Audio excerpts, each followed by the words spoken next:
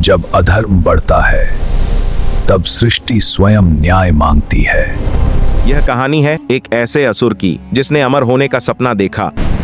यह है हिरण्यकश्यप, जिसने अमर होने की ठान ली थी।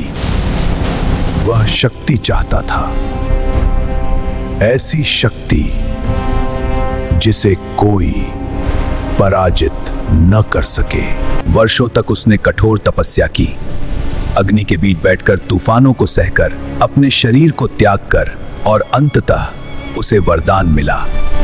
मुझे न दिन में मृत्यु मिले, न रात में, न धरती पर, न आकाश में, न मनुष्य से, न पशु से। तथास्तु। लेकिन वरदान के साथ आया अहंकार। वह अपने राज्य लौटा और घोषणा कर दी, आज से मैं ही भगवान हूं, मेरे अलावा कोई पूजा नहीं करेगा। पूरा राज्य भय से कांप उठा। मंदिरों की घंटियां थम गईं। लोगों के हृदयों में डर बस गया। लेकिन उसी महल में एक नन्हा बालक था, प्रहलाद। उसके हृदय में डर नहीं, भक्ति थी। उसके होठों पर बस एक ही नाम था, ओम नमो भगवते वासुदेवाय।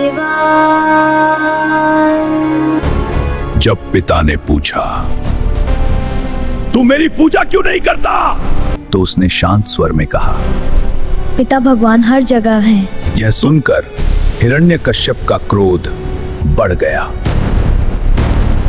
उसने आदेश दिया, इसे पहाड़ से फेंक दो।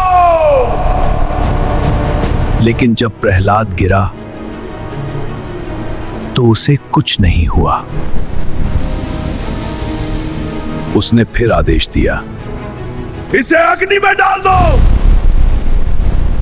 अग्नि प्रज्वलित हुई, लेकिन वह बालक शांत बैठा रहा।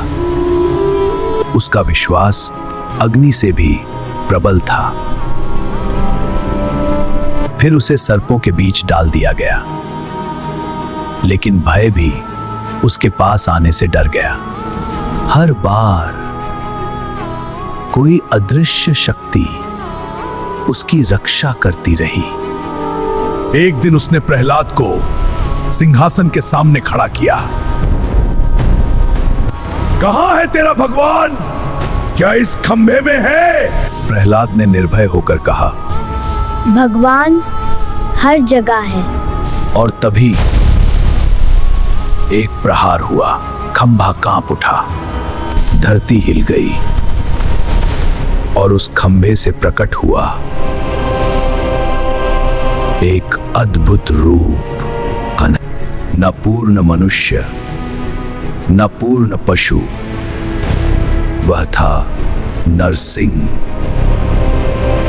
संध्या का समय था, ना दिन ना रात।